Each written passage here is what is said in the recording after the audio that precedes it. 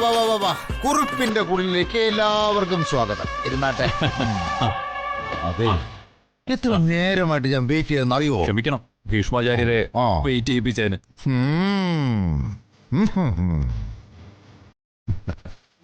Kurup sir കേസിനെ കുറിച്ച് ചോദിക്കുമ്പോഴെല്ലാം പ്രതീക്ഷയില്ല എന്ന് പറയേണ്ട ഗതികയിലായിരുന്നു ഞാൻ. കുറുപ്പ് സാറിന്റെ ഗ്രൂപ്പ് അറബിക്കടലിലാണെന്ന് സംസ്ഥാന കമ്മിറ്റി അംഗമായ ഞാനും ഒരു പരിധിവരെ അങ്ങ് വിശ്വസിച്ചു. അങ്ങനെ സംഭവിക്കാത്തത് കുറുപ്പ് സാറിന്റെ നല്ല സമയം. അതെ, ഈ സമയത്ത് വേണമെങ്കിൽ ഒരു ലോട്ടറി എടുത്ത് വെച്ചോളൂ. അതെ, ഉറപ്പായിട്ടും അടിച്ചിരിക്കും. ശുക്രൻ തലവണ്ടേ കയറിയിരിക്കുന്ന സമയമാണ്. സാറിനിപ്പോ നല്ല സമയമാണെന്നൊരു സാമുജി പ്രവചിച്ചു. എന്നാ ആ സാമുജിയെ കണ്ട് കുറച്ച് ദക്ഷിണ കൊടുത്തിട്ട് സാറ് മുഖ്യനാകുമോ എന്ന് ചോദിച്ചാലോ? ഒരുപാട് രാഷ്ട്രീയ കേസുകൾ നമ്മുടെ വക്കീല് കൈകാര്യം ചെയ്തിട്ടുണ്ടെന്നുള്ള കാര്യം നിങ്ങൾക്കറിയാമല്ലോ. ആ കേസുകൾക്കൊന്നും ഉപയോഗിക്കാത്ത ഒരു വിസ്താര രീതിയാണ് ഈ കേസിൽ ഉപയോഗിച്ചത്. വാദിഭാഗം വക്കീലിന് പരമാവധി കത്തിക്കയറാനുള്ള അവസരങ്ങൾ വക്കീൽ തന്നെ തുറന്നു കൊടുത്തു. അതുകൊണ്ടാണ് കുറുപ്പ് സാറിന് പരാജയമെന്ന് തട്ടിമൊഴിക്കാൻ മാധ്യമ സമൂഹത്തിന് ധൈര്യം ഉണ്ടായത്. ആ ധൈര്യം വാദിഭാഗം വക്കീലിനും ഉണ്ടായി.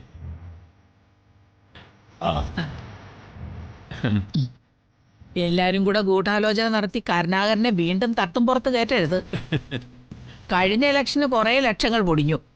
കാരണവന്മാരുണ്ടാക്കി വെച്ചിരിക്കുന്നതാണെന്ന് വിചാരിച്ച് വാരിക്കോരി കളഞ്ഞാലേ അവസാനം കിടന്ന് വെള്ളം കുടിക്കേണ്ടി വരും. അല്ല, രാംദാസിന്റെ ആനന്ദവല്ലി അറിയാം. പൊതുകാര്യ പ്രസക്തയും സകലകലാ വല്ലഭയുമായ ആനന്ദവല്ലി അമ്മയെ ആർക്കാ അറിയാത്തത്? നിങ്ങൾ ഏർപ്പാട് ചെയ്തിരുന്ന വക്കീൽ ഓരോ തവണ കേസിന്റെ പരാജയ വാർത്ത അറിയിക്കുമ്പോഴും ഞാൻ ഒട്ടും പേടിച്ചിരുന്നില്ല. വക്കീല് ലോ പോയിന്റ് മർമ്മം അറിയാവുന്ന ആളാണ്, വിജയം ഉറപ്പാണ് എന്ന് ഞാൻ ഇവനെ ആശ്വസിപ്പിക്കുമായിരുന്നു.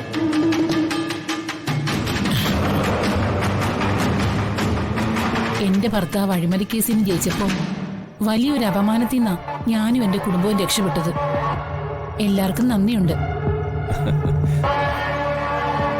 ശ്രീധര, അഴിമതിയിൽ നിന്ന് തല ഊരിയപ്പോ ഇവന് പുതിയൊരു ഊർജവും ഉണർവും ഒക്കെ വന്നു.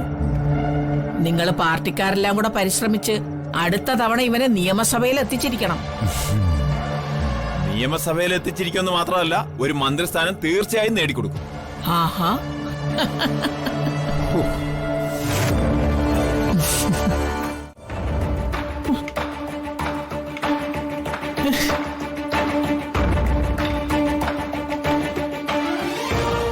എന്റെ ഗുരുവായൂരപ്പാ, ഇതിലേതാണ് സത്യം, ഏതാണ് മിഥ്യ? പരീക്ഷിക്കാണോ ഭഗവാനെ? അയ്യോ, എന്റെ കുഞ്ഞു പാവമാണേ. അവളെ ഇങ്ങനൊരു അവസ്ഥയില്, അയ്യോ എന്റെ അബൽ ബാധവ കൈവിട്ട് കളയല്ലേ. ഞാനിപ്പോ എന്താ ചെയ്യുന്നത്?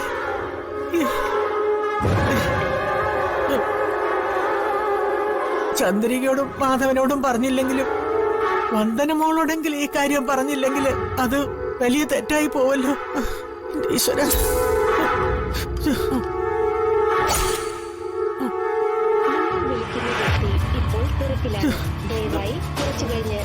ഈസിയാണല്ലോ.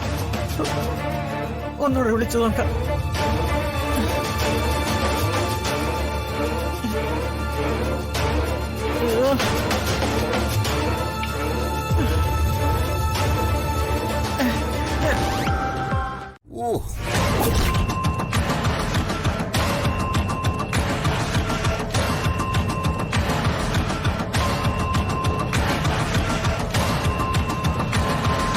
മോളെ, കുറച്ച് പനീർ ബട്ടറും കൂടി.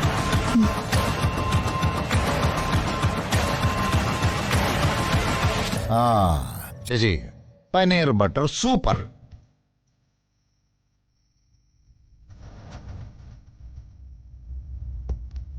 ചേച്ചി കൂടെ നിന്ന് കഴിക്കുക, അവർക്കൊരു പ്രചോദനമാവട്ടെ. കുറച്ച് പനീർ ബട്ടറും കൂടി. എനിക്ക് കുറച്ചുകൂടി വേണ്ട.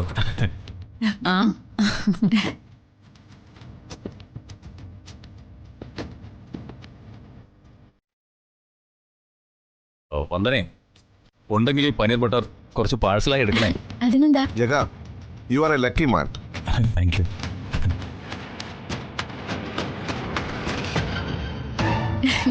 നിങ്ങൾ കഴിക്കും ബാബ. ഇതില് ആ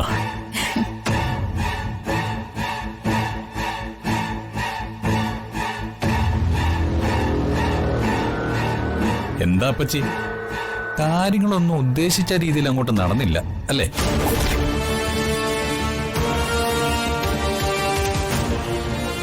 നിങ്ങള് പാത്രം കഴുകാൻ ഉപയോഗിക്കുന്ന പൊടിയിട്ട പനീർ ബട്ടർ ഒന്നല്ല അവർ കൊടുത്തത്, പുതിയതാ.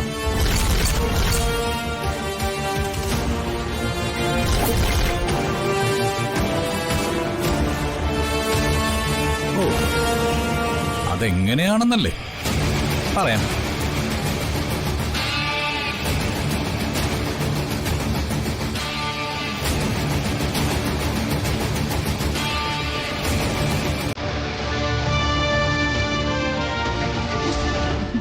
അപ്പച്ചി ഉപ്പ് കുറഞ്ഞു പോയി ആരും പരാതി പറയാൻ പാടില്ല.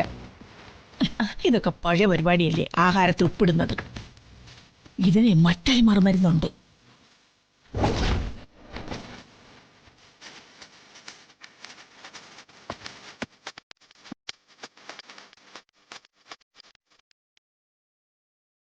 നല്ല പാത്രം കഴുകുന്ന പൊടിയാ.